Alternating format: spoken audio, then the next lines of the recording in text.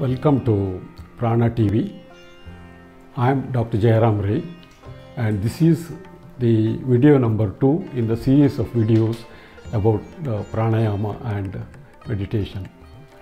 Friends, today's topic I would like to deal mainly on a most bothering health problem in not only in India, in the whole world, that is corona pandemic or COVID-19 infection. This coronavirus viral infection is basically a respiratory tract infection.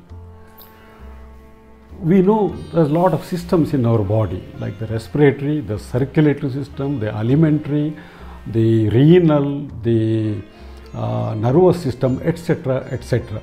But did you know that it is the respiratory system which is directly exposed to the external world, that is to the environment? That's why the respiratory tract infections are most common. Even the so-called common cold, which is a respiratory virus disease. The other important respiratory pandemics like the 1918 Spanish flu pandemic, and then about 10-12 years back what we had another pandemic, that's SARS, they're all respiratory infections. So that's why, friends, we need to know a little bit more about this respiratory system. Now there are two pictures in this video, you can watch that. One is a cross section or profile of the upper respiratory tract, and the next one is the windpipe and the lower respiratory tract. They are of course continuous, there is a single system, but for our convenience you have divided that into upper respiratory tract and the lower respiratory tract. Now let me briefly mention about this upper respiratory tract. Obviously you know our nose, and there are two nostrils, and each nostril is covered by a lot of hair, and these are the doorkeepers of our respiratory tract. You know, a lot of flies and insects and large floating particles in the air, they can directly enter into nasal passage. To prevent that, we have this nasal hair. So friends, don't trim those hairs, they are important. And next is you have a what is known as a deep and narrow air passage, and this air passage, that which is narrow and deep, is lined by mucous membrane. To increase the surface area, we have what we can compare to valleys and hills. Like that, we have the concae and the turbinates. That's the idea, is only to increase the area through which the air what we breathe should go through. And these passages are lined by mucous membrane, which is very rich in blood supply, and it's also moist. Friends, you see the air we breathe, after it has passed through the nostrils, it gets into the upper respiratory tract, where it is added a lot of moisture, because the mucous membrane itself is moist, so moisture is added. And then the temperature, because the rich blood supply, the temperature inside is higher compared to the atmospheric air temperature, so the temperature is also added, so that the air we breathe in becomes a little more warmer, which is essential when it is entering the lowest part of our respiratory tract, that is the alveoli. Okay friends, and then so this is the upper respiratory tract. Now just imagine the air which enters through the nostrils, then goes backwards, goes little upwards, and then bends back, curves back, and then again comes forward to enter the larynx, voice box.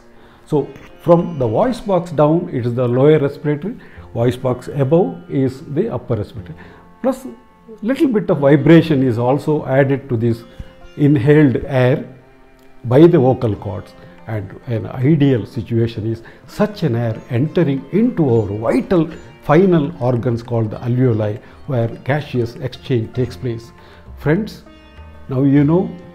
Whereas all these advantages are not seen if you are breathing through the mouth. We are getting all the toxins, the suspended particles in the air directly into the lower respiratory tract through this voice box. So friends, please avoid mouth breathing. Breathe always through the nose. That's one thing. The other thing is nowadays we always hear that, look, don't touch your eyes, don't touch your nose, and don't touch your mouth. Why? Do you know why? Because our eyes, the conjunctiva, the nose, and our oral cavity, everything is covered, lined by the same mucous membrane. That's why if some infection somewhere, it can spread to others. So please do not touch these things, especially during this pandemic.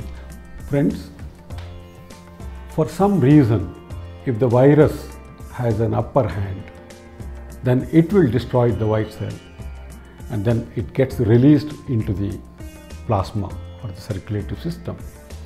However, our body has one more defense system, that's called the antibodies. Our immune system, which is capable of producing a specialized protein called the immunoglobulins. These immunoglobulins gets released into the circulation, and then once again it attacks the virus or bacteria and then eliminate them. This is the second line of defense. So friends, now you know this pranayama and meditation and good sleep not only boosts our cellular immunity against invading germs, but also a humoral or an antibody production against these germs. Now, there may be a lot of confusion in testing this coronavirus in the public mind about the different tests we suspected patients for are basically two things. One, the tests which demonstrate the viral particles, that is the PCR, polymerase chain reaction, that detects only the viral particles. Now, there is one more test called the rapid test, or which detects the antibodies. Antibodies against these viruses. They are specialized protein, as already mentioned, known as the IgM and IgG. To detect these antibodies, it takes some time because our body has the body's second defense system that has to manufacture these in response to viral antigen. And then when there is adequate amount of these antibodies, that is IgM and IgG, these rapid tests can detect the antibodies. But there is always a time gap before the body is acquiring the infection and then body's response in terms of producing antibodies. So if the antibody test is negative in the initial stage, say at least say for a week or 10 days, that doesn't mean that we don't have infection. So it's ideal if you can have this PCR which detects the antigen of the virus. Then of course after a week or so, then you can test for antibodies. So this is to clear the doubts about these tests. But I think we have both the tests now. Okay. The next thing is, you see, a lot of people are exposed to this coronavirus, but not everybody gets infected. Maybe 1%, even 0.1% may get infected. Others remain uninfected, although they are exposed to this. But out of these who get infected, only few develop the symptoms, others do not. And those who develop many symptoms and the disease, many of them survive, only few die. So friends, you may be wondering why this is happening, why everybody do not get afflicted by disease. Friends, that's because of the immune system which is present in our upper respiratory and lower respiratory tract as the first defense against any invading germs, especially this coronavirus. It is our duty to enhance the immunity levels, the disease resisting capacity in our respiratory tract. This is where, friends, the pranayama and wholesome food and good natural sleep at night, and then finally the meditation plays a major role. Friends, in my next video, I am going to not only talk, also demonstrate the different types of pranayama, just the different techniques. And in addition to this pranayama as a immunity enhancing exercise, it is the food which we take is also important. That also plays a major role. Sattvic food, that is mostly cereals, vegetables, not fully cooked, it will destroy the essential nutrients. Partially cooked or even raw, but very well washed vegetables and fresh fruits. You consume a lot, a glass of milk maybe, little bit of curds. Friends, avoid sugars, and especially the synthetic sugars and the bakery products and the sweets and oils or fat. If you can avoid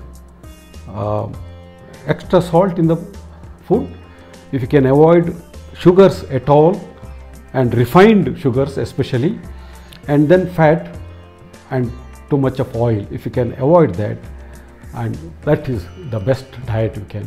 In today's infection prone society, it is the diet we consume also plays a major role in maintaining and improving our immunity levels. So that kind of sattvic food is important, friends. And also drink plenty of water, especially now it is summer, drink plenty of water, and have adequate sleep at night. Adequate, good, sound, uninterrupted deep sleep also enhances our immune system, because you know our body works through whenever most systems work during our waking time, but at night most of the system except the heart and the lungs, they take rest. But at the same time the immune system will be awake and they will be active during the night also, so that our body's immune system can fight for another day. And you will be hearing more about pranayama in my next video. Till then, you stay home, you stay safe and take care of yourself, and goodbye for now.